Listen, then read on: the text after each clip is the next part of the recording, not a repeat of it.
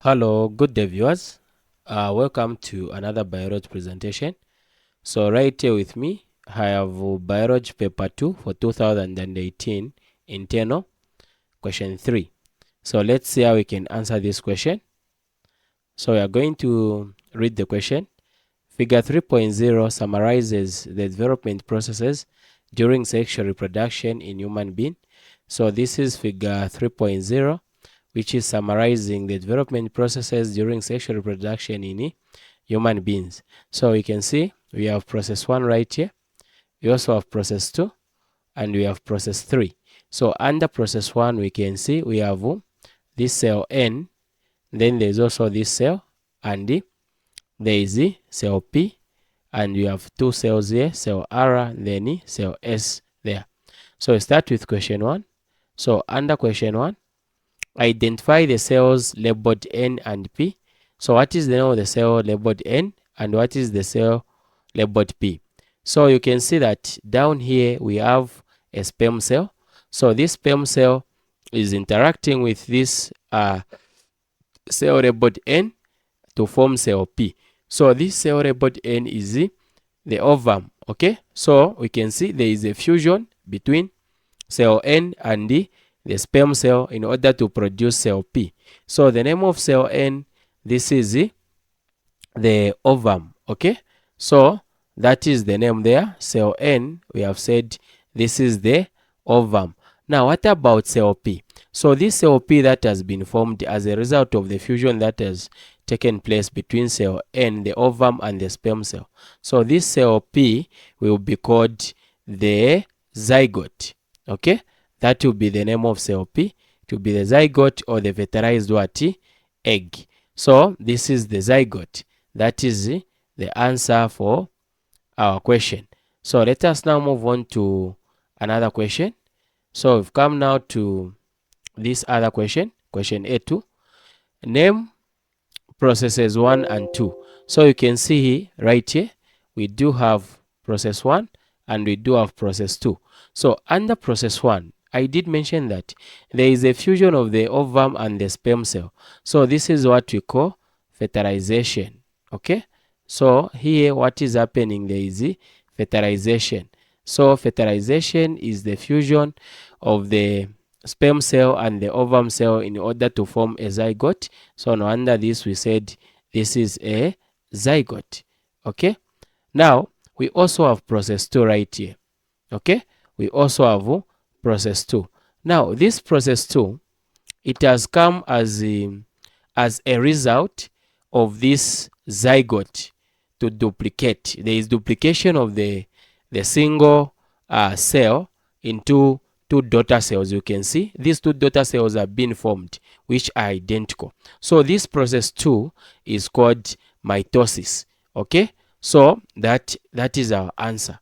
So process 1, we have said that is the fertilization, and the process 2 we have said that is the mitosis. Okay, so we have answered this question A2. Let us now move on to another question. So we now come to this question. So the question reads, suggest the part of the female reproductive organ in which process 1 takes place. Suggest the part of the female reproductive organ in which process 1 takes place. Okay, so process 1, you can see we have said this is fertilization. So to which part of the female reproductive system does fertilization takes place? So fertilization in a female reproductive system takes place in the oviduct or the fallopian tube. That is our answer right here. So I hope we are moving together. You have understood what I've said. So we now move on to another question. So this is our next question. Our question reads, explain what happens at stage R for identical twins to be produced. Explain what happens at stage R for identical twins to be produced. So you can see this is stage R right here. So what is happening at this stage R?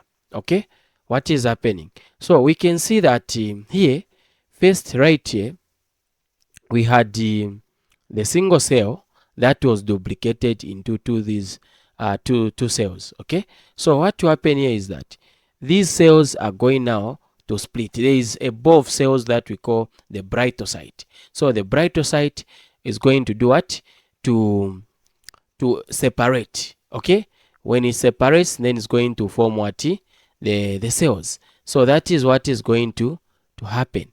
So here we can say what will happen is that the cell separates, forming two balls of what? Of cells. Then the identical twins will be produced. So that is our question. That is our answer, sorry, for this question. We now move on to our last question, and this is our last question.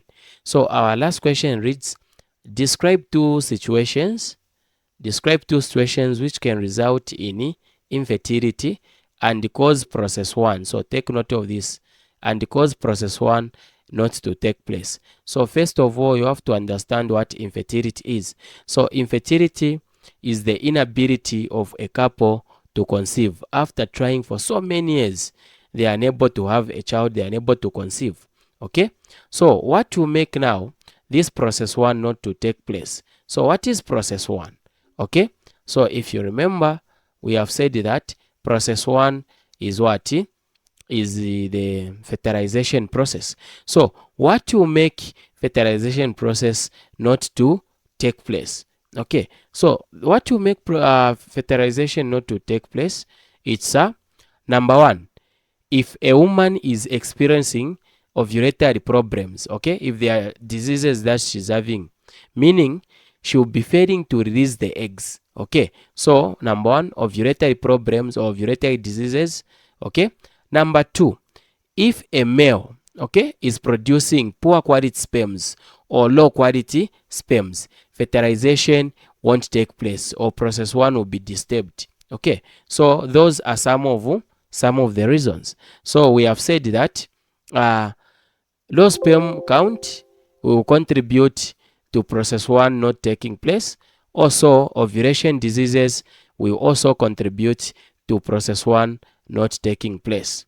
So I hope that it's clear, you are following me. So we have now come to the end of our session. Thank you so much for watching. This has been your presenter, Mr. Mlenga.